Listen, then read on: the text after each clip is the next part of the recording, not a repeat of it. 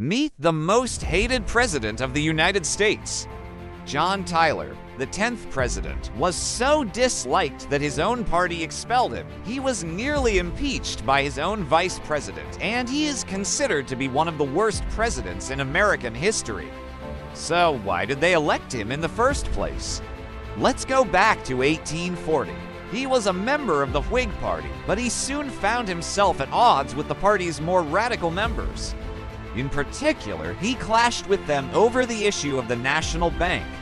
The Whigs were split between those who supported the bank and those who opposed it. When the secession crisis hit in 1860, Tyler was strongly urged by his cabinet to secede from the Union.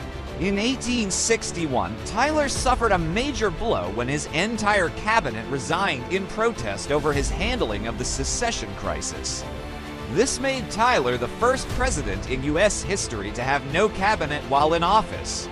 He even received a letter from Jefferson Davis, the president of the Confederacy, asking him to secede. Despite the pressure, Tyler refused to secede. Instead, he remained loyal to the Union and appointed a Democrat to the Supreme Court in an effort to demonstrate his commitment to preserving the Union. He was a president who was elected by accident and who served by default. Your support helps us continue producing engaging and informative content about the United States presidents. He was a president who was hated by his own people and who abandoned his own country.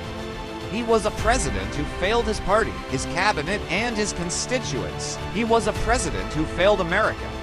And Tyler sided with the anti-bank faction, which led to his expulsion from the party. This made Tyler the first president in U.S. history to be kicked out of his own party while in office. And when his vice president, Hannibal Hamlin, became president after his term ended, Tyler became the first former president to join the Confederacy. He served as a senator from Texas until his death in 1862. William Henry Harrison had just died after serving only 1 month as president, making his presidency the shortest in American history. Well, Tyler was elected on a platform of opposition to the incumbent Democrat, Martin Van Buren. The election of 1840 was one of the closest in American history. Tyler won by a narrow margin of 219 to 213 in the Electoral College. Many historians believe that Tyler's victory was due to a combination of factors, including Van Buren's unpopular decision to remove the independent treasury system, which had been established under Andrew Jackson. Additionally, the Whig Party's campaign was very effective in portraying Tyler as a man of the people, despite his aristocratic background. He vetoed bills to create a new national bank, to establish a national currency, and to lower tariffs. He was a president without a party, a cabinet, or a clear agenda. He was a man who could not control his own house and whose authority was constantly being challenged. He was a president who was despised by his own party and his own vice president, who tried to remove him from office. He was a president who presided over the greatest crisis in American history, but he was not there to lead the country through it. He was a president who was not wanted in the White House and who could not wait to leave it. This led to the nickname His Accidency, because many people felt that he was not qualified to be president and that he was just there by accident. His untimely demise left a power vacuum, and the country was in need of a new leader. Enter John Tyler, Harrison's vice president, who took over the role of president after Harrison's death. But Tyler's path to the Oval Office was not an easy one. He annexed Texas in 1845, which doubled the size of the United States. He also negotiated the Webster-Ashburton Treaty with Britain, which settled a number of boundary disputes between the two countries.